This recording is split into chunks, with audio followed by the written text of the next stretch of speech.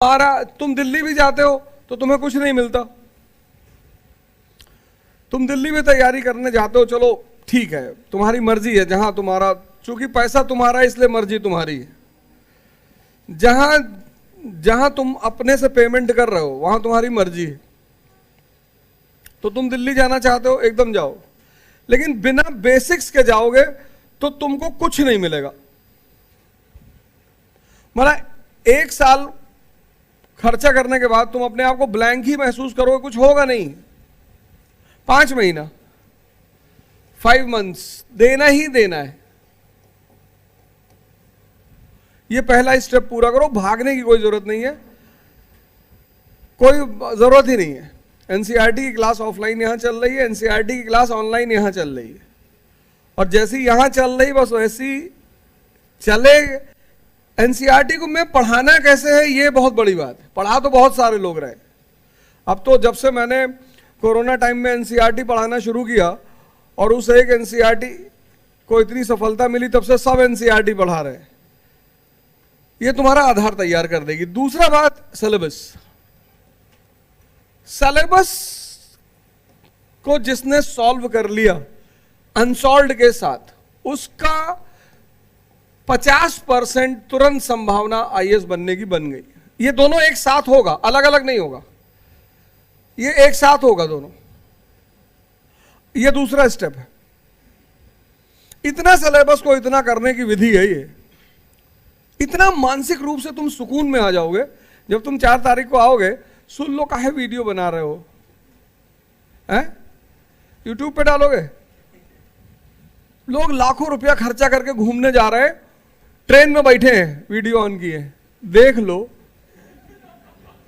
आए हो देख लो, इतनी बढ़िया जगह है। समंदर में नहा रहे, मैं पुरी में था, समंदर में नहा रहे, मोबाइल लेके किसी को दिखा रहे और खींच ले जाए लहर। तब आदमी ने जीना छोड़ दिया है, आदमी ने जीना छोड़ दिया, जीना। रेडियो आया, टीवी आई, टीवी आई तो लोग थोड़ा सा घबराए। तुमको अपने मन को अंदर लाना है, ये सारी चीजें बाहर खींच रही हैं। सन 80 में हम लोग संडे को एक मूवी देखते थे, टीवी पे आती थी दूरदर्शन पे, शाम को 5 बजे। अपने पिताजी से पूछना, वो भी कभी कभी, मतलब 4 संडे होता था महीने में, 3 संडे को ऐसी मूवी आती थी जिसका नाम ही देखना पसंद नहीं था। मेले की भीड़, पता नहीं कौन एक्टर है कौन एक्ट्रेसेस है, 8 मूवी दिखा दिया। बचपन में कौन 8 मूवी, बचपन में आदमी मार धाड़ वाली मूवी देखता है कि 8 मूवी देखेगा। तो हम सब खेलते थे, कोई टीवी नहीं देखता था, सब खेलते थे। कौन 6 बजे बैठ के दूरदर्शन देखेगा। फिर लिबरलाइजेशन आया, इतने सारे चैनल आए, अब तो दिन भर मूवी आती है। लेकिन टीवी देखने के लिए तुम्हारा घर में होना जरूरी है, मोबाइल आ गया। ये तुम्हारा इतना बड़ा दुश्मन है कि जिस दिन तुम्हें इस बात का एहसास हो जाएगा कि ये तुम्हारा कितना बड़ा दुश्मन है, तुम जहां चल रहे हो वहां तुम्हारे जेब में पड़ा हुआ है। ये तुम्हारे मन को खोखला कर देगा, खत्म कर देगा। 2030 में सुसाइड करने की जो रेट है वो कम से कम 20 से 25% पहुंच जाएगा। आज लिख लेना मेरी बात, 2030 तक जो सुसाइडल घटनाएं हैं वो कम से कम 20 से 30% हिंदुस्तान में होंगी। क्यों? आदमी खोखला हो जाएगा, लड़ने की क्षमता खत्म हो जाएगी, और हर पल चुनौती है। फिर क्या करेगा? आत्मघात करेगा, और या फिर दंगा करके दूसरों को मारेगा। ये इतनी खतरनाक चीज है, इसको तुम जितनी जल्दी अपने जीवन से निकाल दो उतना अच्छा है। हमको देखो, हम किसी क्लास में, बहुत रेयरिटी ऑफ रेयर, कोई बहुत बड़ी घटना है, कोई बात है, मीटिंग है, किसी को कॉल आना है, तो मैं मोबाइल क्लास में लेकर आता हूं। या मैं अपने घर में पढ़ने बैठता हूं तो अपने कमरे में मोबाइल लेकर नहीं, स्ट्रिक्टली प्रोहिबिटेड है, आप मोबाइल लेकर आएंगे नहीं। हर जगह इस बात को कहते हैं, इसको छोड़ दो, ये तुम्हें तबाह कर देगा। ये काम है, ये वाला सेकंड स्टेप है। इतना सिलेबस इतना हो जाता है। 4 तारीख को दिखाऊंगा तुमको कैसे। तुमको तो होमवर्क दिया ही हूं कि करके लाना, लेकिन बहुत सारे लोग तुम करोगे नहीं, मैं जानता हूं।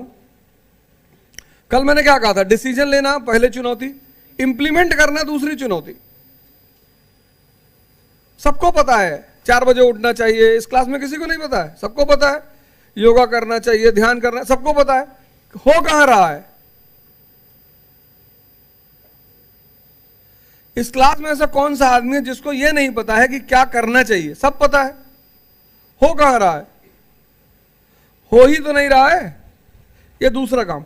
तीसरी बात, इस खेल की जो आवश्यकता है वो है कंसिस्टेंसी, जो आज बिल्कुल नहीं है। इसी बात को यथार्थ आईएएस ने अपना टारगेट बनाया है।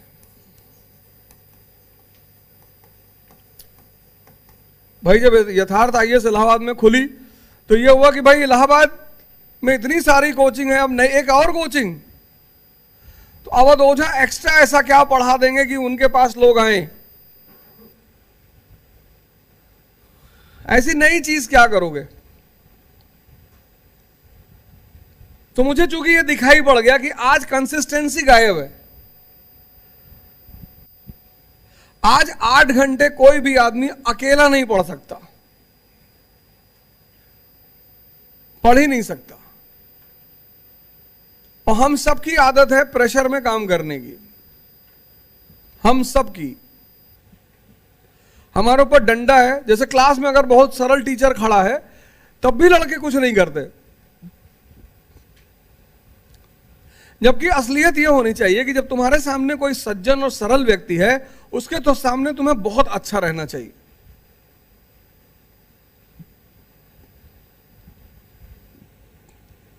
हम देखते थे अपने स्कूल में, हमारे स्कूल में सुनील सर इंग्लिश पढ़ाते थे स्कूल में।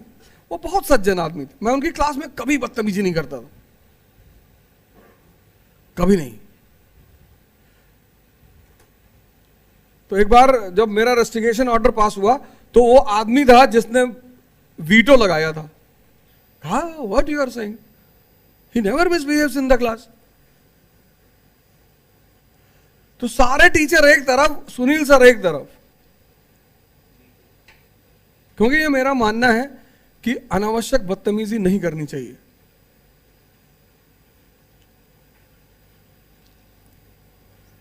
अगर आप अनावश्यक बदतमीजी कर रहे हैं तो पहली बात तो आप इंसान है ही नहीं है। रिक्शे वाले से शराफत से बात करना चाहिए, ऑटो वाले से शराफत से बात करना चाहिए।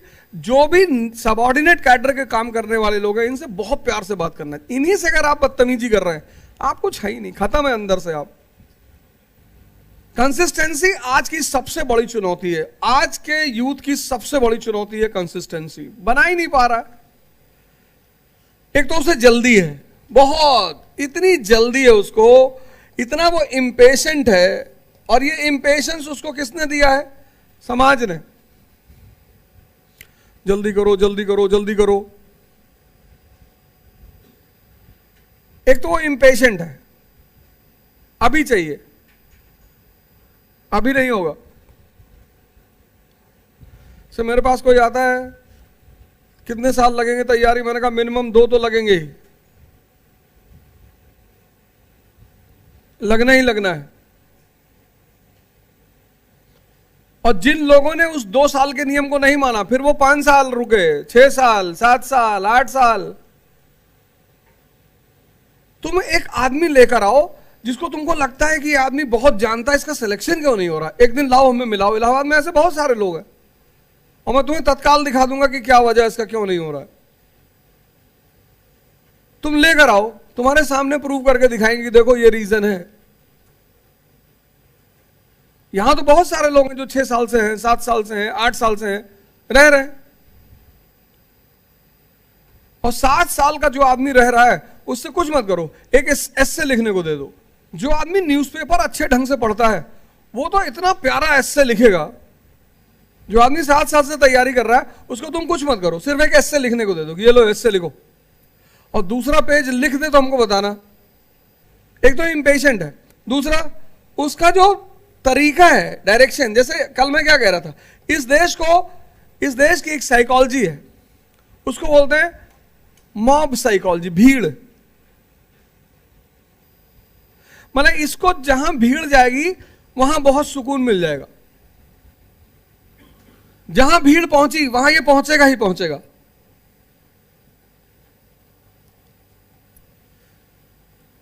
डायरेक्शन ही नहीं है।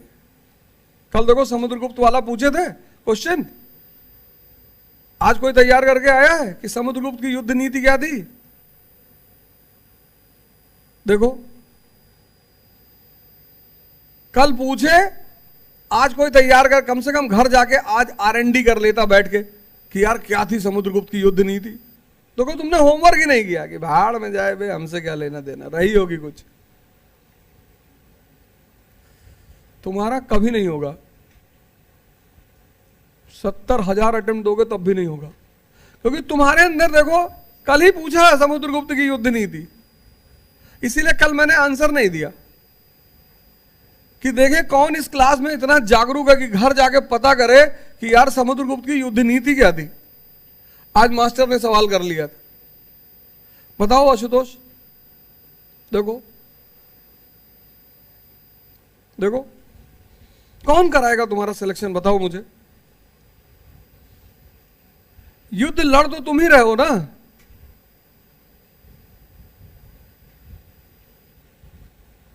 इतनी बड़ी क्लास में, पता है क्यों तुम्हारे साथ ऐसा क्यों हो रहा है? तुम दूसरों को देख रहे हो, तुम्हारी जिंदगी में कुछ और ही चल रहा है।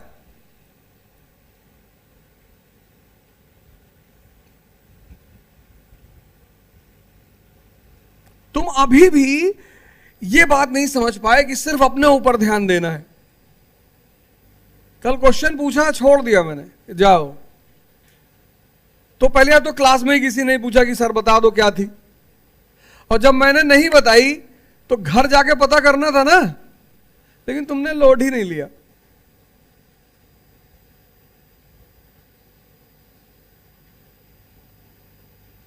तुमने लोड ही नहीं लिया कि बे हमसे क्या लेना देना है। जबकि अभी अगर तुम यहां से निकले थे और मोबाइल खोल लेते कि समुद्रगुप्त की युद्ध नहीं थी, तुरंत आंसर आ जाता सामने।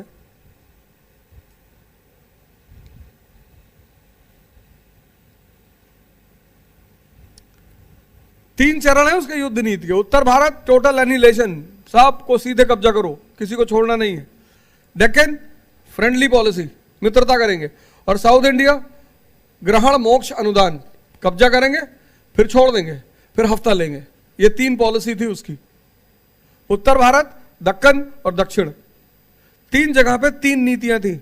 उत्तर भारत में टोटल एनिहिलेशन, संपूर्ण विनाश, सबका राज्य कब्जा कर लो, किसी को छोड़ना नहीं है, क्योंकि तुम्हारा घर है, प्लेन है। तुमने किसी राजा को उत्तर भारत में छोड़ के तुम दक्कन चले गए, पता लगा तुम्हारे ही घर पे कब्जा हो गया, तो वहां तुम रिस्क नहीं ले सकते, किसी को छोड़ नहीं सकते। दक्कन की नीति क्या है? दोस्ती की नीति। दक्कन के राजाओं से दोस्ती करेंगे, क्योंकि दक्कन होते हुए दक्षिण जाना है। दक्षिण के राजाओं के प्रति नीति क्या है? ग्रहण मोक्ष अनुदान। ग्रहण मतलब कब्जा करेंगे फिर उन्हें छोड़ देंगे, तुम ही चलाओ। कर्नाटका का राजा अवध ओझा, उसको हराए, कर्नाटका का चार्ज उसको दे दिए कि तुम ही चलाओ, बस हर साल अनुदान भिजवाते रहोगे, पैसा भिजवाते रहोगे। ये तीन पॉलिसी थी। यही तीन पॉलिसी भारत की अलाउद्दीन खिलजी फॉलो करता है, सफल है। इसी को अलाउद्दीन खिलजी फॉलो करता है, सफल है। देवगिरी का जो राजा है रामचंद्र, उससे दोस्ती ही तो करता है, वैवाहिक संबंध ही तो कर रहा है। फिर दक्कन की जो, दक्षिण की जो विजय है उसकी, उसको कौन डायरेक्शन दिखा रहा है? रामचंद्र और उसकी सेना।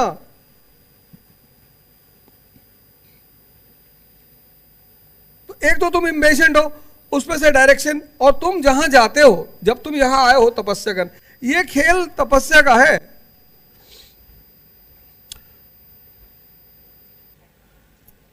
कम से कम यहां जितने लोग हो इस क्लास में, या श्री यथार्थ की क्लास में, देखो हम तो शिक्षक हैं नहीं,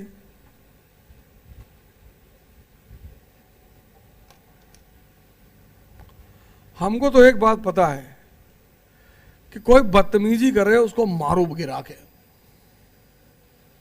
ना पढ़े ना तैयारी करे। और अभी जितने लोग यहां पढ़ रहे हैं उनको मैं कुछ कह नहीं रहा हूं, और जिस दिन टेस्ट लिया और फेल कर गए बाबूजी, उसके बाद या तो नहीं आओगे, और आओगे तो जिंदगी बन जाएगी। जिस दिन परीक्षा ली, अभी तो ली नहीं, जितना पढ़ाया सब जानना है, और जिस दिन टेस्ट ले लिया, लड़कियों को तो वो तख्ती पहनाते हैं ना, उस पर लिखा देंगे मैं जाहिल हूं, मैं पढ़ नहीं रही हूं, और घुमाएंगे पूरा इस सिविल लाइन से, इसे चक्कर लगवाएंगे इसे पढ़ा के। और लड़कों को तो बहुत मार मारेंगे, लड़कियों को तो मार नहीं सकते, लेकिन जो लपेटे में आ गया उसको मारेंगे बहुत, क्योंकि इतना काम कर रहे हैं, लोगों को भेज रहे हैं, लोगों को लगा रहे हैं, एक्सपेरिमेंट कर रहे हैं, कौन कहां पे सफल होगा। इलाहाबाद में हर आदमी सफल भी तो नहीं हो सकता। 5 टीचर भेजेंगे काम करने के लिए, तो उसमें कोई 2 आदमी सफल होगा, 1 आदमी सफल होगा। इसलिए नहीं कि उसे नहीं आता है, यहां का कल्चर अलग है, डायरेक्शन, यहां भीड़ जा रही, वहां जा रहे हैं, करे जा रहे हैं, कुछ डेवलपमेंट नहीं हो रहा है। 2-2, 3-3 साल से पढ़ रहे हैं, कुछ डेवलपमेंट नहीं हो रहा है, बस करे सिलेक्शन नहीं हो रहा है। ये तुमने 2 अटेम्प्ट दिए, मतलब 50% तो तुम्हारी तैयारी होगी ना, होगी कि नहीं होगी? किस सब्जेक्ट में तुम ज्यादा अच्छा, कौन सा सब्जेक्ट तुमको अच्छा लगता है? हिस्ट्री? अरे कोई और बता दो। मॉडर्न इंडिया में कौन सा गवर्नर जनरल तुमको बड़ा प्रभावित करता है?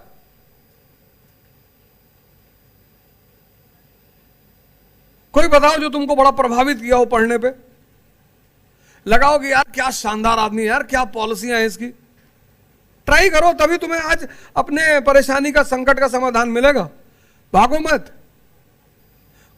अब मैं इसीलिए तो तुम्हारे पाले में गेंद फेंक रहा हूं। कोई समाज सुधारक बताओ आधुनिक भारत का जो तुमको बहुत अच्छा लगता हो। समाज सुधारक गांधी, ये सर्वोदय का सिद्धांत है गांधी का, ये कहां से आया? ये जो गांधी का सिद्धांत है सर्वोदय का, ये कहां से आया? देखो, मैं अपना सवाल थोड़ी कर रहा हूं, मैं तो तुमसे पूछ रहा हूं। तुम बताओ, तुम्हारे इलाके में पूछेंगे हिस्ट्री, इकोनॉमी, पॉलिटी, तुम अपना बताओ। हम नहीं, अपने से नहीं पूछेंगे। तो तुम बोल भी दी हिस्ट्री मेरा ऑप्शन है, मैं हिस्ट्री पसंद करती हूं। तुम 2-2, 3-3 साल बस पढ़े जा रहे हो, कुछ डेवलप हो रहा है, कुछ इवॉल्व हो रहा है, उससे तुम्हें मतलब ही नहीं है, उससे तुमको मतलब ही नहीं है। मैं कुछ सीख रहा हूं कि नहीं सीख रहा हूं, मेरे अंदर कुछ डेवलप हो रहा है कि नहीं हो रहा, उससे बस तुम पढ़े जा रहे हो। फिर परीक्षा देते हो, फिर फेल हो जाते हो, तो 10-20 दिन, 25 दिन तुमको बड़ा पेन रहता, सब मजाक उड़ा रहे, देख रहे, रिजल्ट पूछ रहे, फिर उसी लय में आ जाते हो, फिर उसी भीड़ में आ जाते हो।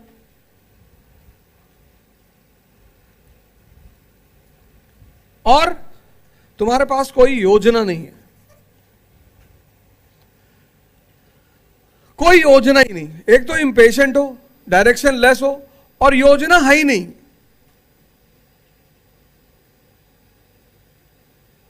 भारत पैदा हुआ 1947 में, तो सबसे पहले नेहरू जी ने क्या किया? प्लानिंग कमीशन, योजना आयोग ही तो बनाया। योजना आयोग में पहला 5 ईयर प्लान कृषि। जब एक मंजिल तक पहुंचना है तो योजना बनानी पड़ेगी, एक प्लान तुम्हारे पास होना चाहिए कि अब क्या करना है।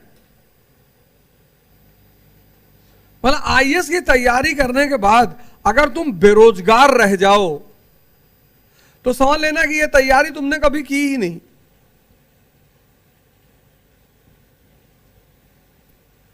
आईएएस बनोगे या नहीं बनोगे वो एक अलग बात, लेकिन इस तैयारी के बाद बेरोजगार तो नहीं रहोगे। इतना शानदार तैयारी है ये। तो श्री यथार्थ क्या करेगी? 8 घंटे की तुमको क्लास देगी, 7.5 घंटे की, 7.5 से 8 घंटे की क्लास रहेगी। क्लास, तुम्हारा लेक्चर, न्यूज़पेपर, यही पढ़ो, और फिर होमवर्क यही कराएंगे होमवर्क। अब कुछ लोग जो अभी तक क्लास में हैं, अब तुम इतने बड़े हो कि अगर हमें तुम्हें इसलिए डांटना पड़े कि यार होमवर्क कर लो, क्लास में कायदे से आके बैठो, अपना काम कर लो, मतलब अगर हमें तुमको डांटना पड़े, तुम्हारी जिंदगी फंसी हुई है, 1 अरब 50 करोड़ के देश में रह रहे हो, और देखते ही होगे दिन डे पर डे संघर्ष करते होगे। ऐसा कोई दिन नहीं होता होगा जब संघर्ष नहीं करते होगे। सरकारी अस्पतालों में बेड नहीं है ही नहीं। जिनके घर में लोग क्रिटिकल इलनेस से परेशान है, वो पैसा नहीं है, वो कहां जाएंगे? सरकारी अस्पताल में जाएंगे, वहां बेड ही नहीं है, डॉक्टर ही नहीं है, सरकारी स्कूल में पढ़ाई नहीं है, तो उसमें सरकार थोड़ी कुछ कर सकती है। पॉपुलेशन 1 अरब 50 करोड़, ये देश चल रहा है, बस यही बहुत बड़ी बात। ये देश चल रहा है, बस यही बहुत बड़ी बात।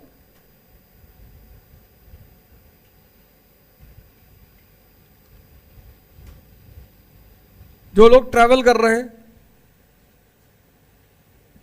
70% लोग ऐसे हैं जिनको ट्रैवल करना पड़ता है बिना किसी सुविधा के।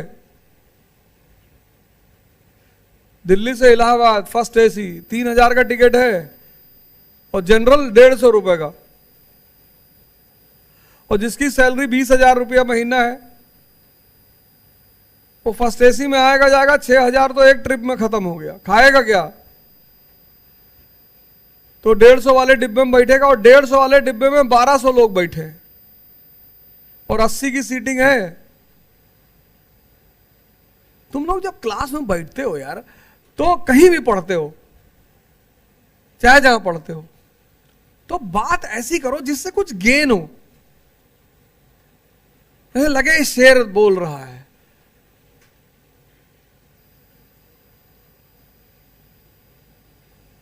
तुम बात तो बहुत करते हो, लेकिन उस बात का कोई फायदा नहीं है। अभी मैं क्लास से निकल जाऊं, अभी सब आपस में बात करने लगो, क्या बात करोगे? इतना बात करते हो, इतना बात करते हो, लेकिन कह दूं अफ्रीका की सारी कंट्रियों का नाम बता दो तो ना बता पाओगे। और शुक्ला जी अफ्रीका पढ़ा चुके हैं ज्योग्राफी में, लेकिन अगर अभी पूछ लूं कि अफ्रीका की सारी कंट्रियों का बताओ नाम कैपिटल के साथ और भौगोलिक दशा, नहीं बता पाओगे। क्यों? क्योंकि उल्टी सीधी बातें करते हो।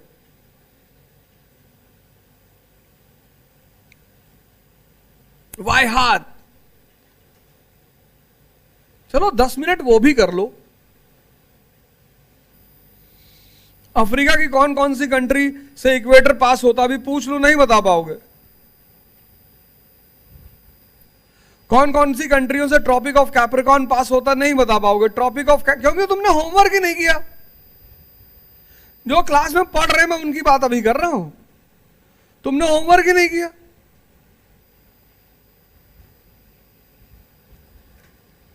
तुमने पूछा ही नहीं एक दूसरे से।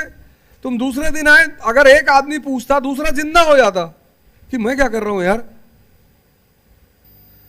कितनी कंट्रियों में सहारा डेजर्ट का फैलाव है?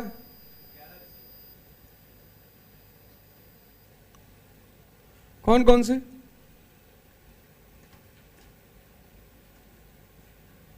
बैठो, बैठ के बताओ।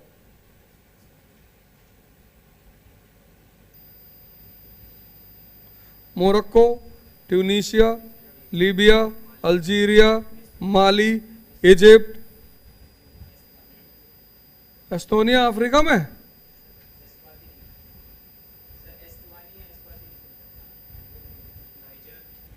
नाइजर। सोचो, तुम होमवर्क ही नहीं करते हो, तुम्हारे होमवर्क की क्रिएटिविटी गायब है।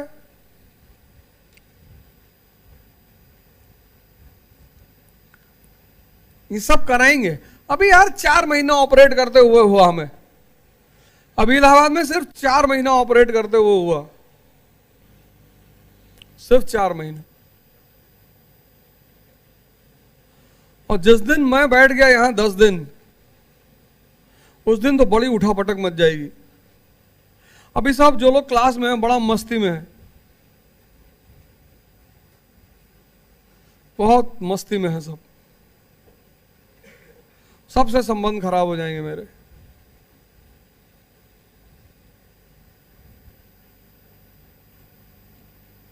तो ये काम हमें करना है।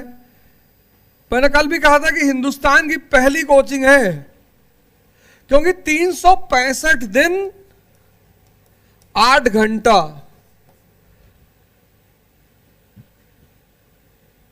कहां जाके बैठोगे? इसी को बना पाना सबसे बड़ी चुनौती है आईएएस एस्पिरेंट के लिए, और कोई चुनौती ही नहीं है। मैक्सिमम कोई बनाता है तो 2 महीना बना लेगा मैक्सिमम, उसके बाद ऊर्जा ही नहीं बचती, सब ड्रेन हो जाती है।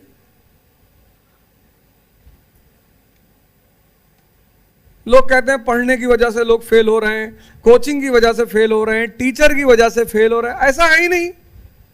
बड़ा कोचिंग पे हमला होता है कि पता नहीं क्या कोचिंग वाले पढ़ा रहे हैं, इतना पैसा ले रहे हैं कि लड़के सेलेक्ट ही नहीं। लड़के अफ्रीका पढ़ाया, इतना शानदार शुक्ला ने पढ़ाया क्लास में, पता नहीं है ट्रॉपिक ऑफ कैप्रिकॉर्न से कौन कौन सा देश पास होता है। यही नारा है श्री यथार्थ आईएएस का, 365 दिन 8 घंटा, और कुछ करना ही नहीं।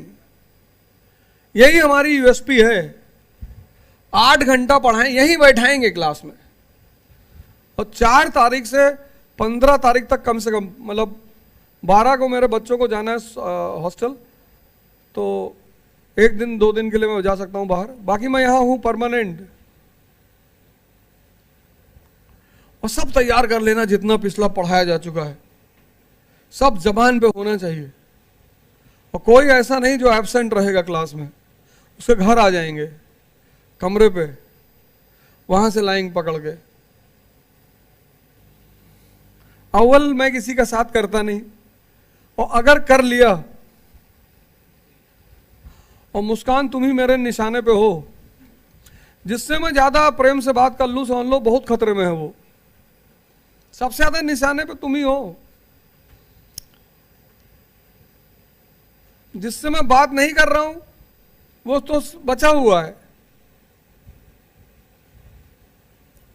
लेकिन जिससे मैं ज्यादा बात कर रहा हूं वो मेरे निशाने पे है, उसे पकड़ेंगे सबसे पहले।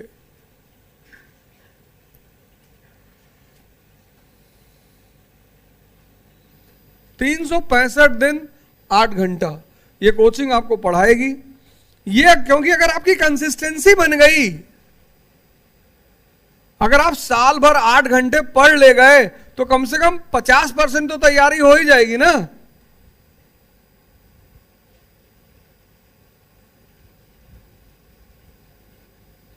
नहीं होगी? अगर 8 घंटे आप एक जगह बैठ गए, और 8 घंटे की फीस 1 लाख रुपए है, एसी चल रहा है,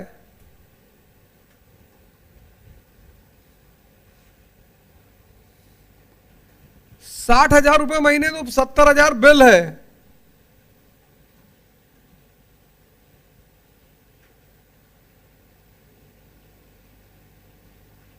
ऐसा थोड़ी कि सब लड़के आके बोले सर एसी बंद कर दो, नाहक में पैसा जा रहा है, फिर तो गर्मी भी लगेगी।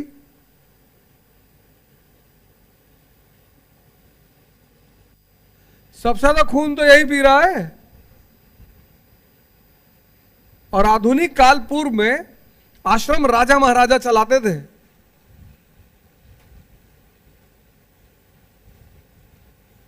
राजा फंड करता था आश्रमों को पैसा, क्योंकि उसको अपने लिए अधिकारी चाहिए होते थे, सेवक चाहिए होते थे, तो आश्रम को वो पैसा फंड करता था।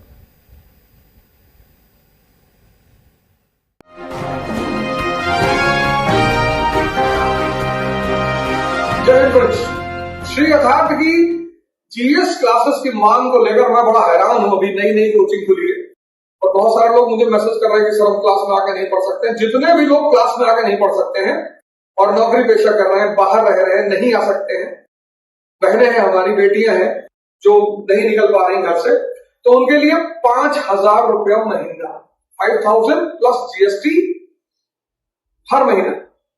5,000 का कोर्स नहीं है, 5,000 प्लस जीएसटी पर महीना दीजिए और श्री यथार्थ के जेएस कोर्स का फायदा उठाइए ऑनलाइन।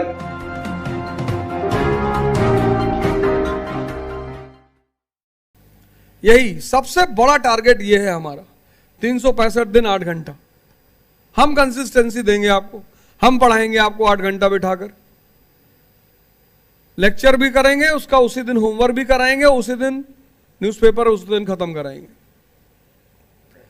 3 बातें हो गई। चौथी बात, बहुत लोग परेशान है शेड्यूल कैसे बनाएं।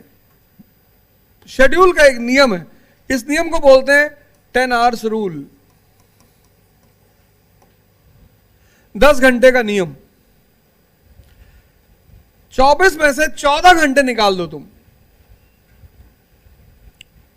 अपने लिए रख लो। 6 घंटे सो लो, 6 घंटे सो लो, 7 सो लो, 8 सो लो, पर 8 के बाद मत सोना। 8 के बाद सोना तो यहां वो टैटू बनवा लेना कि मैं जिंदगी में कुछ नहीं कर पाऊंगा, और जब देखते रहोगे तो याद आता रहेगा। 8 के बाद मत सोना अगर तुम बीमार नहीं हो तो। बीमार हो तब तो सो, क्योंकि सोने से बीमारी में हीलिंग होती है। जब बीमार रहो तब सो, जितना सोओगे उतना हीलिंग होगी, शरीर स्वस्थ होगा। लेकिन अगर बीमार नहीं हो तो 6 घंटे सो लो या मैक्सिमम 8 सो लो। 8 भी सोओगे तो 14 घंटे में से 6 तुम्हारे पास बचेगा, 8 से 14। 2 घंटा तुम्हारा अपना दिनचर्या जीवन की, वॉशरूम चले गए, नहा लिए, ब्रश कर लिए, योग ध्यान आसन कर लिए, 4 घंटे तुम्हारे पास बचे हैं, वो तुम एक्स्ट्रा रख लो अपने पास। मेरे साथ जितने लोग काम करते हैं, मतलब मेरे साथ 10-10, 15-15 साल से लोग काम कर रहे हैं। मेरा एक ड्राइवर, उसको बहुत तोड़ने की लोगों ने कोशिश की, तोड़ नहीं पाए। और मेरा कुक तो बहुत रंगबाज टाइप का आदमी है, गमछा उमछा डाल के पान वान खा के, अपने आप को सांसद से कम समझता ही नहीं।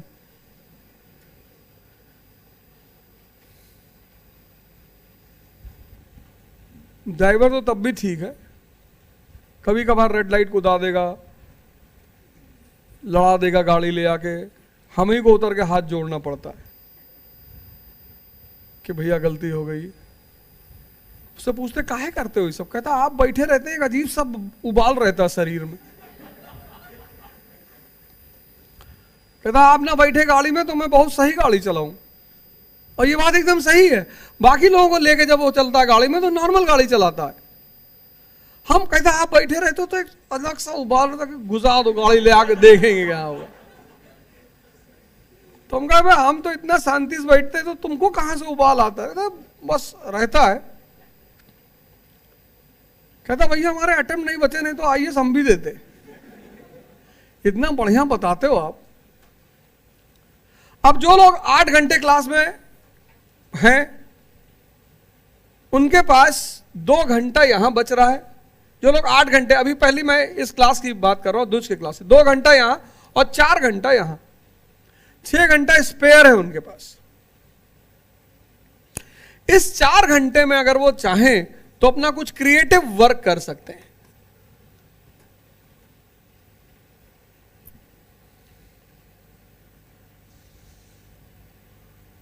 चलो तुम 12 घंटा मान लो, तुम अपने लिए 12 ले लो, तब भी तो 12 बचा। चलो 10, हम 10 मान के चल रहे हैं। इस 10 घंटे में 8 घंटा तुमको पढ़ना ही पढ़ना है। लेकिन एक जगह बैठ के नहीं पढ़ना है। पढ़ना कैसे है? एक टॉपिक उठाओ, एक कोई टॉपिक उठाओ। जैसे तुमने एक टॉपिक उठाया मनसबदारी, इसको पढ़ो, पढ़ लिया, फिर उठ जाओ, फिर मत बैठो।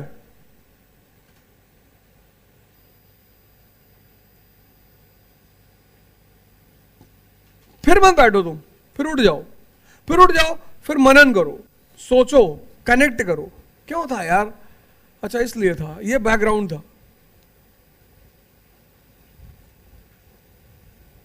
सिर्फ बैठकर ही पढ़ाई नहीं होती है। मनसबदारी, इक्तादारी किस समस्या का समाधान था बताओ? मनसबदारी, इक्तेदारी किस समस्या का समाधान था? किस चुनौती से निपटने के लिए इन लोगों चीजों को पैदा किया गया था बताओ? किस चुनौती से निपटने के लिए इक्तेदारी और मनसबदारी को जन्म दिया गया था?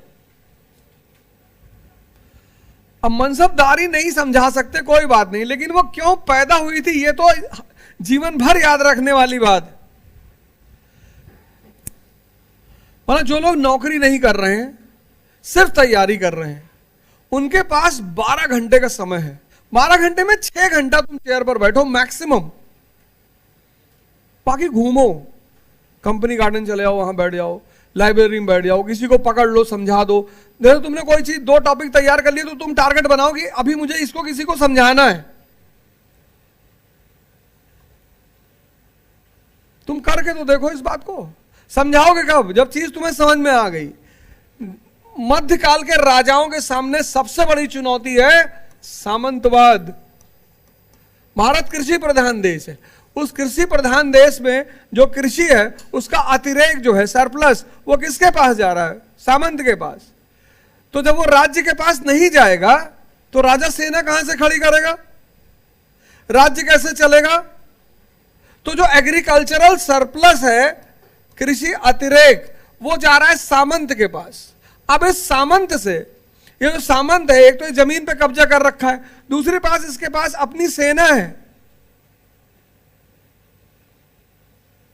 मध्यकाल के राजाओं की सबसे बड़ी, तो दिल्ली सल्तनत के समय, दिल्ली सल्तनत के समय इस चुनौती से निपटने के लिए सुल्तानों ने इक्तेदारी व्यवस्था की शुरुआत की। यह दिल्ली सल्तनत के समय थी सामंतवाद से निपटने का माध्यम। लेकिन 1398 में तैमूर आया, इस देश की सारी राजनीतिक व्यवस्था छिन्न भिन्न हो गई, फिर ये सामंत हावी हो गए। तो मुगलों ने क्या किया? इस सामंत व्यवस्था से निपटने के लिए मनसबदारी व्यवस्था, जागीरदारी व्यवस्था को जन्म दिया। ये दोनों व्यवस्थाएं हैं इससे निपटने के लिए। बस ये डायग्राम याद रखो, जीवन में कभी भूलोगे, ये भूलने वाला डायग्राम है। 1000 AD कोई केंद्रीय सत्ता है? नहीं है। क्यों नहीं है? क्योंकि उत्तर भारत सामंतों के कब्जे में है। सारा कृषि अतिरेक, सारा एग्रीकल्चर सरप्लस ये पिए जा रहे हैं। सेना है इनके पास।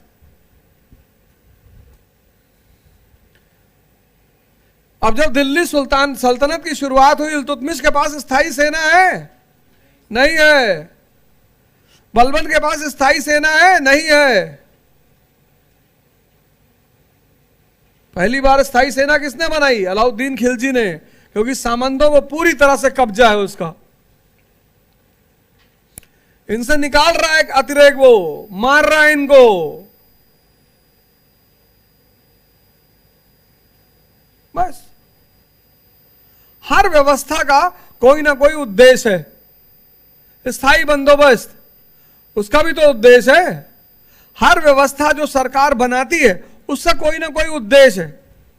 तुम पता कर लो क्या उद्देश्य है। तुम रट क्यों रहे हो? आज कन्या विद्याधन योजना है सरकार की, किसी उद्देश्य से ही तो है। नहीं है?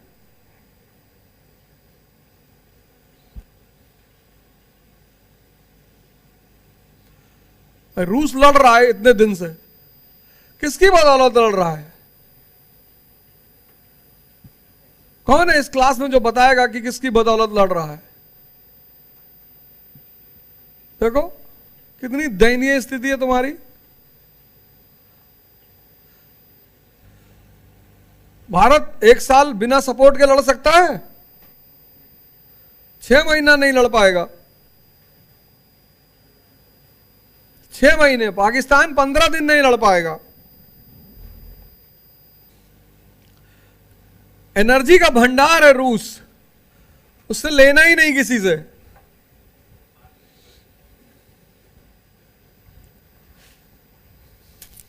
कहां पे है सबसे ज्यादा रिजर्वायर?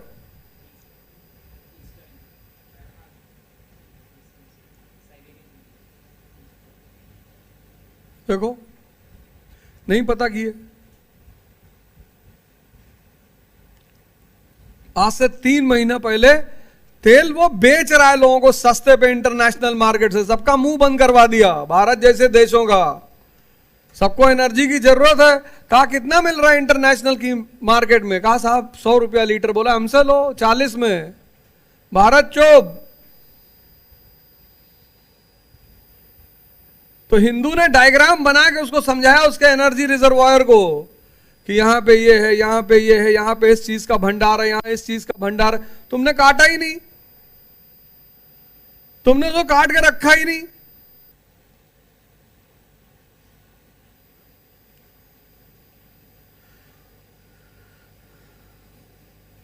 तुमने उसको काट के रखा ही नहीं, तुमने सोचा ही नहीं।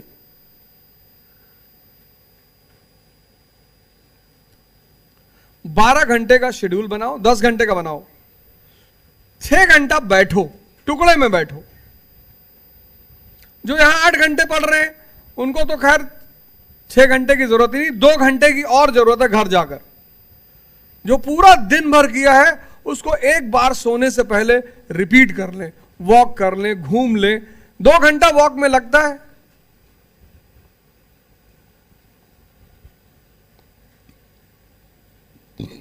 और पूरी क्लास को एक बार रिकॉल कर ले।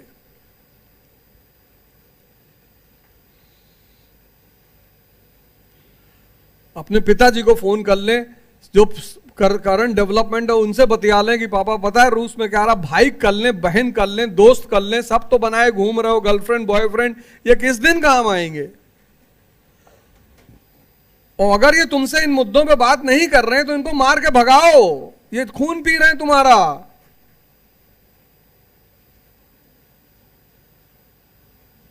यही तो है वर्णा सिस्टम, यही है। तुम शिक्षा ले रहे हो, ब्राह्मण हो, तो जब तुम ब्राह्मण हो और तुमसे कोई बहनी, दीदी, बुआ, चाची की बात कर रहा है, यही तो है वर्णा सिस्टम। और वर्णा सिस्टम क्या है भाई? बात करो, पिताजी से दोस्ती उनको बताओ, इकोनॉमी में क्या चल रहा है, पॉलिटी में क्या। 1 घंटा 19 बात कर लो, उनका बीपी ठीक रहेगा कि बिटिया हमारी इतना बढ़िया पढ़ रही है। भाई से कर लो, बहन से कर लो, दोस्त से कर लो, भतीजे से कर लो, या तुम्हारे जो अपने दोस्त हैं उनसे कर लो। मैं तुमको एक बात स्पेसिफिकली बता दूं इस क्लास में कि जितने लोगों के संबंधी उनसे इस पढ़ाई के अतिरिक्त जो भी बात कर रहे हैं वो उनका जीवन का विनाश कर रहे हैं। वो उनको बर्बाद कर रहे हैं, बर्बाद। इसलिए आश्रम व्यवस्थाओं में विजातीय लोगों को नहीं रखा जाता। तुम कभी हमारे साथ चलोगे सक्तेशगढ़, तो वहां जो साधु महात्मा लोग हैं वो अलग, संसारी अलग रहता है। साधुओं को संसारियों के साथ सोने नहीं देते। संसारी बदतमीज है ना, वो बेचारे बड़े मुश्किल से साध कर अपने आप को किसी तरह ट्रैक पर आए हैं, और ये वहां पहुंचकर बताएगा थाईलैंड के बारे में, दुबई के बारे में। ये उनको डिस्टर्ब करेगा, फर्जी की बात बताएगा। जब भी तुम पढ़ते हो और कोई भी आदमी तुमको दुनियावी कहानी सुना रहा है, वो तुम्हारा इतना बड़ा दुश्मन है कि पता क्या कर रहा है, वो तुम्हारी सारी यहां की जो सेविंग है उसको बाहर खींच ले रहा है। और या तो तुम्हारी इतनी औकात हो कि बाहर कुछ सुनकर तुम्हें फर्क ना पड़े, और आज 95% लोग यही कर रहे हैं। क्लास से निकले, शुरू, क्लास से निकलने के बाद आदमी को 1-2 घंटा मौन होना चाहिए। डायरी खरीद लो और जब भी जीवन में फंसो हमको दिखा दो कि साहब पिछले 15 दिन से ये काम कर रहे हैं लेकिन बेचैनी बहुत हो रही है। मैं डायरी देख के तुमको बता दूंगा तुम कहां गलत कर रहे हो। हमसे मिलने जब भी आओ डायरी लेकर आओ, बिना डायरी के मत आओ। बिना डायरी के हमसे कोई मिलने ना आए कि साहब हम ऐसा हो रहा वैसा ना, हमको दिखाओ तो तुम क्या कर रहे हो पिछले 15 दिन से। शेड्यूलिंग, 10 आवर्स का नियम, 6 घंटा बैठ के पढ़ेंगे, 4 घंटा घूम के पढ़ेंगे, एक फिक्स टारगेट रखेंगे, उसको पूरा करेंगे। जो 8 घंटे की क्लास में उनको टारगेट तो क्लास ही है, क्लास खत्म कर ले बस बहुत है। 5वां चुनौती,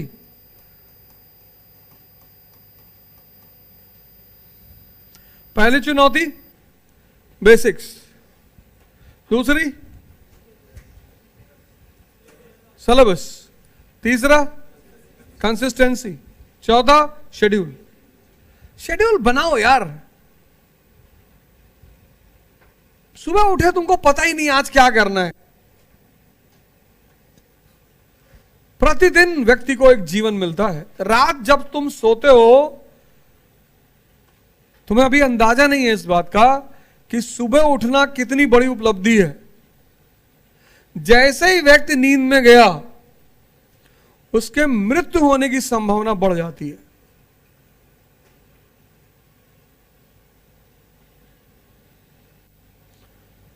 जैसे ही नींद में गया उसके बाद उसके जो मृत्यु होने की संभावना बढ़ जाती है। वो सुबह नींद खुल गई, क्योंकि 20-25 साल से खुल रही इसलिए लग रहा है कि अरे डेली खुलती है।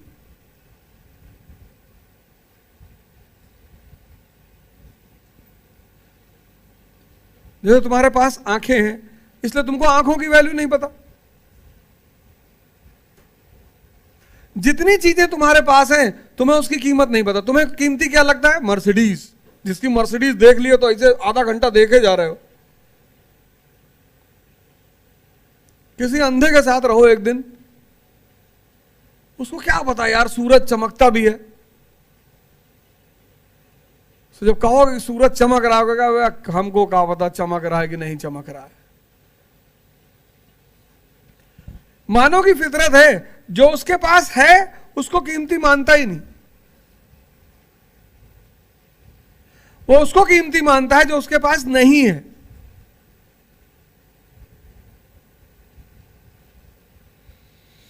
तो मेरे लिए दुनिया की सबसे बेहतरीन गाड़ी है फॉर्च्यूनर, है मेरे पास। तो हमसे कोई भी कहता है अगर कि BMW है रद्दी गाड़ी, आलू ढोने वाली आलू। मैं जयपुर जा रहा था, एक साहब ऑडी चला रहे थे, तो हमसे कहे सर हो चाहे जो, लेकिन जगुआर का कोई मुकाबला नहीं। जयपुर से 50 किलोमीटर पहले ऑडी बंद हो गई, बंद। हम कह लो जिस गाड़ी में बैठे थे चल रहे थे उसी की बुराई कर रहे थे, गाड़ी बंद हो गई। 50 किलोमीटर पहले, मतलब ये था कि बस पहुंच गए जयपुर, अभी चल के होटल में आराम करेंगे। होटल पहुंचे 11 बजे। जयपुर से मिस्त्री आया, उसने कहा भैया कुछ खराब तो नहीं है। हमने कहीं नाराज है, इस गाड़ी में बैठ के जगुआर की तारीफ कर रहे थे। ये इंसान के पास जो है, जैसे उसके अपने मां बाप कीमती नहीं है, यह इंसान की सबसे बड़ी कमी है। सिर्फ दिमाग भटका हुआ है। पहली बात तो उसे अंतर ही नहीं पता, वैल्यू और प्राइस में डिफरेंस क्या है। आज का आदमी प्राइस से आधार पे चीजों को कीमती मानता है। कितने की घड़ी है? 4 लाख की। अरे भैया, चाहे घड़ी देखने लायक ना हो, कुत्ता बना है, कहीं बिल्ली बनी है, कहीं कुछ बना है, घड़ी 4 लाख की है। आज का आदमी मूल्य के हिसाब से चीजों को कीमती मानता है। वो पीछे देखो गांधी धोती पहने हुए खड़े हैं। किसी भारत के राजा के जाने पर वहां की महारानी खड़ी नहीं हुई। बताओ कोई राजा हिंदुस्तान का जो गया हो, जिसको जाकर वहां अंग्रेजों ने सम्मान दिया हो कि अरे बाबूजी ये आदमी पहुंचा, सब खड़े हो गए। क्योंकि जीवन में मूल्य, वैल्यू,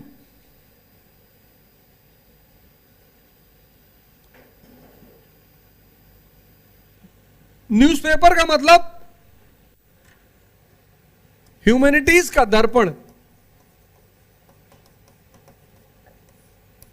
मिरर ऑफ ह्यूमैनिटीज। कहां से न्यूज है इसमें? आईआर से।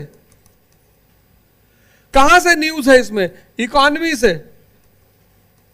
कहां से न्यूज है इसमें? ज्योग्राफी से। कहां से न्यूज है? पॉलिटी से।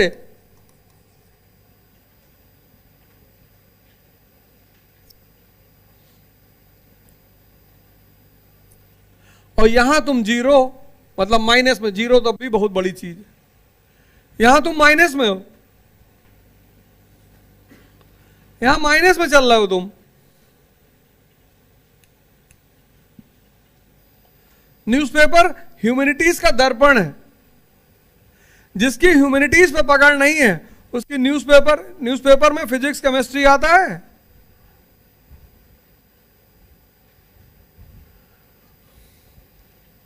और सबने साइंस पढ़ी, पीएमटी की तैयारी की, इंजीनियरिंग की तैयारी की। भाई तुम्हारे पास टिकट नहीं है तो टीटी तुमको ट्रेन से उतार सकता है? नहीं। रिट है तुम्हारे पास, रिट।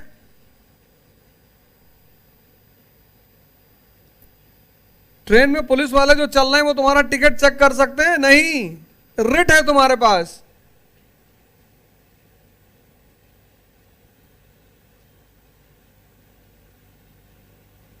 अधिकार क्षेत्र से बाहर काम नहीं कर सकते। हर व्यक्ति का एक अधिकार है, अधिकार क्षेत्र से बाहर काम नहीं कर सकते। सबकी अधिकार की सीमाएं हैं।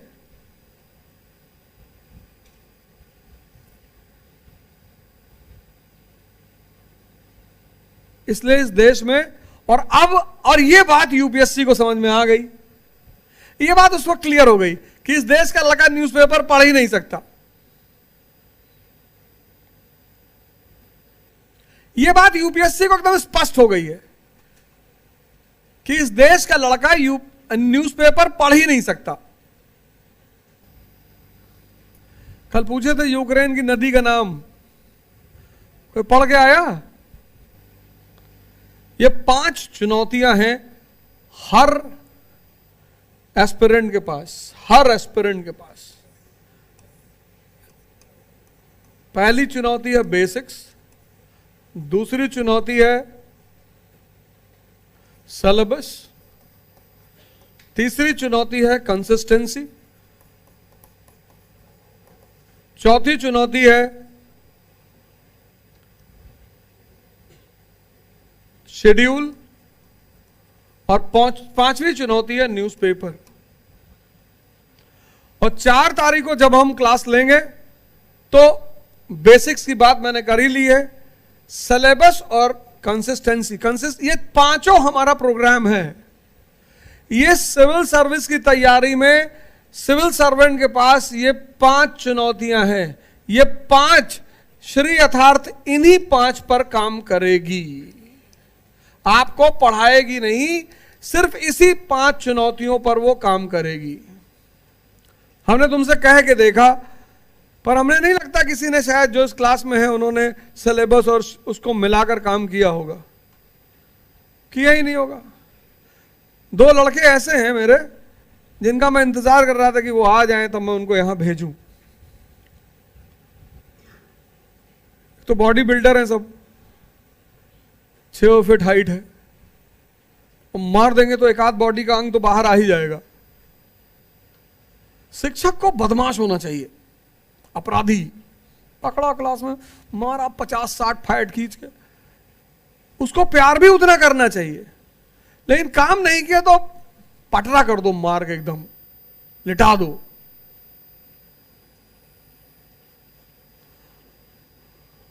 और ये भी स्त्री यथार्थ करने जा रही है, पटरा करेगी। अब जो बात मां बाप नहीं कर पा रहे थे, बहुत सारे, ये सब यूएसपी है श्री यथार्थ की।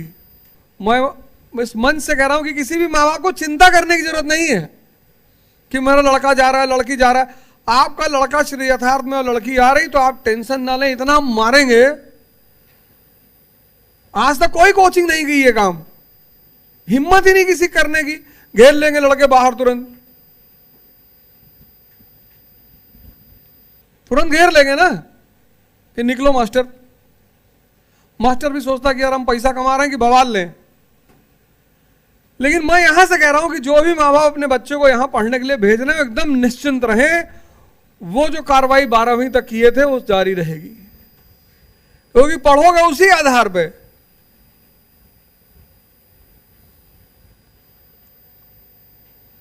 आदत पड़ गई ना, होमवर्क करके नहीं ले गए, मिस ठोक दी क्लास में, फिर डायरी में लिखी your son is not doing homework, की अम्मा मार दी तो 3 हाथ खींच के। तो हर तरफ मार खाए तो प्रेशर बना रहा कि भैया होमवर्क करना है, तो आदत छूटी कहां, मार खाना बंद हो गया। तो जब मार खाना बंद हो गया तो अब फैले हुए हैं।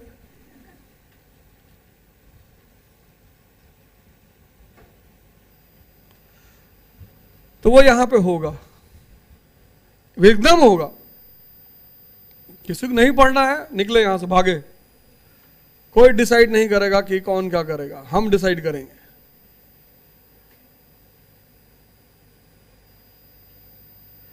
इस 5 चीजों पर काम करेंगे हम। अभी इतने बड़े, अब जसकीरत सिंह आए हैं, सरदार जसकीरत सिंह पंजाब से आपको होमवर्क कराने आए। न्यूज़पेपर पर आप उनसे फायदा लीजिए, क्वेश्चन करिए, पूछिए, तैयार होके आइए। आप उनसे फायदा ही नहीं ले रहे। उस आदमी के पास इतनी नॉलेज है, कहिए सर बैठिए आधा घंटा क्लास में, सर कुछ ज्योग्राफी पे डिस्कस कर ले। सर इतना बढ़िया मौका मिला है तुमको, तुमसे वो हो ही नहीं रहा है कि सर बैठिए। सर अगला बंदा बात तो हिंदी में करेगा ना, एक मुद्दा तैयार करके आओ, एनसीईआरटी का छेड़ दो कि सर ये वाला, सर ये वाला, सर साउथ अमेरिका वाला कैसे है सर। तुमको यूज करना ही नहीं आ रहा है। तुम देख रहे हो कि बंदा सीधा है तो बस बात खत्म।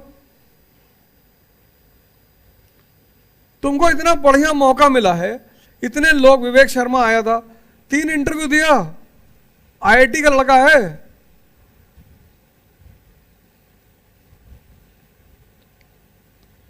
आईआईटी रुड़की का प्रोडक्ट है विवेक शर्मा। हम कहे जाओ देख कर आओ इलाहाबाद, सूट करेगा तुमको? कल का सर एकदम सूट करेगा, मारना पड़ेगा कुछ लोगों को। हमने एकदम दिल की बात बोले हो। कहा ये ऐसा नहीं मानेंगे सर।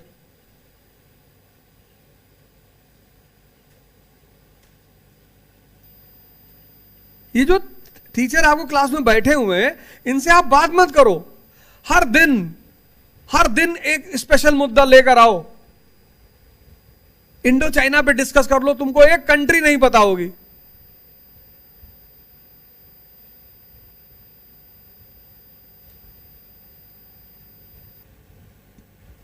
इनकी जो क्षमताएं हैं उनका तुम उपयोग करो।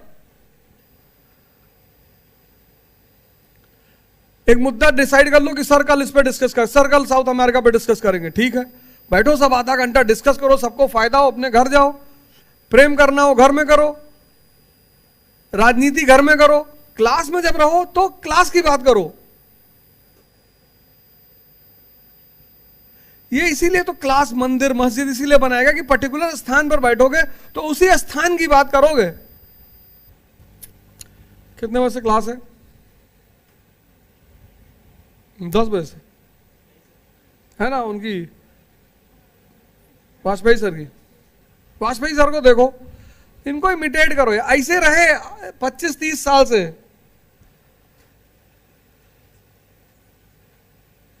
इतना पैसे वाला आदमी है ये। इसका 20 एकड़ में फार्म हाउस है हैदराबाद में। और फार्म हाउस के बीच में पहाड़, उस पर सीढ़ी उड़ी बनवा रखी है, स्विमिंग पूल, लेकिन ऐसे रहते हैं सादा जीवन। और तुम बहस कर लो, तुम पहली बार क्लास में देखोगे तो तुमको लगा कि ये कहां पकड़ रहा है यार।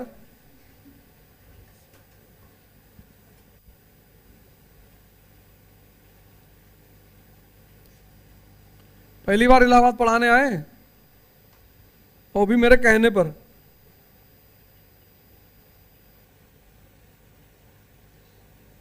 शायद तुमको पता नहीं रहा होगा कि दमन यूनिवर्सिटी के प्रोफेसर रहे।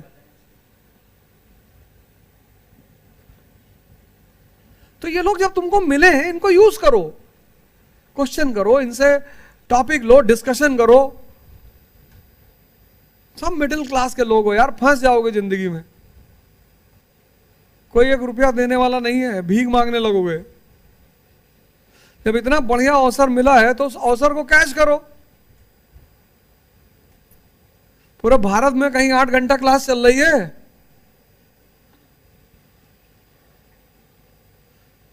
तुम्हें अगर ये कहना पड़ा कि यार रिवीजन करो, न्यूज़पेपर में बैठो, कितनी गलत बात है, कितनी गलत बात है। अगर तुमसे ये बात कहनी पड़ जाए तो किसी घर में 100 करोड़ रुपया नहीं होगा। तो जब तुम अपनी स्थिति जान रहे हो और इतना अच्छा अवसर मिल गया है, उसको इस्तेमाल करो। चलो ठीक है, अगले क्लास की तैयारी करो, 4 तारीख को मुलाकात होगी। ओके, जय हिंद। इस देश में ह्यूमैनिटीज पढ़ाई नहीं आती 12th तक। 10th तक जो लोग पढ़ते हैं उनसे कहा जाता है हिस्ट्री पढ़ के कोई नौकरी नहीं पाता। और फिर वही लोग आकर आईएएस की तैयारी करते हैं बिना आधार, बिना बेस। साइंस के बच्चे को ह्यूमैनिटीज का अप्रोच ही नहीं पता। तो कुल मिलाकर जब आप ग्रेजुएशन के बाद तैयारी करने जाते हैं तो 2 लाख रुपए फीस का शुद्ध नुकसान होता है बिना बेस। श्री यथार्थ 18 मई से एनसीईआरटी कोर्स शुरू करने जा रही है, 4:30 बजे से लेकर 6:30 बजे शाम। 12 से 15 महीने में आपका पूरा बेसिक्स क्लियर कर दिया है। जितने भी लोग 12th कर चुके हैं उनके लिए तो बहुत अच्छा अवसर है। 12th के बाद जो ग्रेजुएशन 12th कर चुके हैं, ग्रेजुएशन फर्स्ट ईयर में है, सेकेंड ईयर में, थर्ड ईयर में, उनके लिए बहुत अच्छा अवसर है, बहुत बेहतरीन अवसर है। उनके लिए यहां आकर 4:30 से 6:30 एनसीईआरटी के इस कोर्स को ज्वाइन करें। और सबसे अच्छी बात क्या है, आपका 12 से 15 महीने के बीच में पूरी एनसीईआरटी कराई जाएगी, जिससे कि जब आप जीएस की कोचिंग ज्वाइन करें तो आपको यह ना पूछना रहे कि इकोनॉमी क्यों पढ़नी चाहिए, हिस्ट्री क्यों पढ़नी चाहिए, ज्योग्राफी क्यों पढ़नी चाहिए। और इस कार्यक्रम को मैं खुद लीड कर रहा हूं, मेरे नेतृत्व में यह कार्यक्रम चलेगा यहां पर श्री यथार्थ 4:30 बजे से 6:30। Thank you.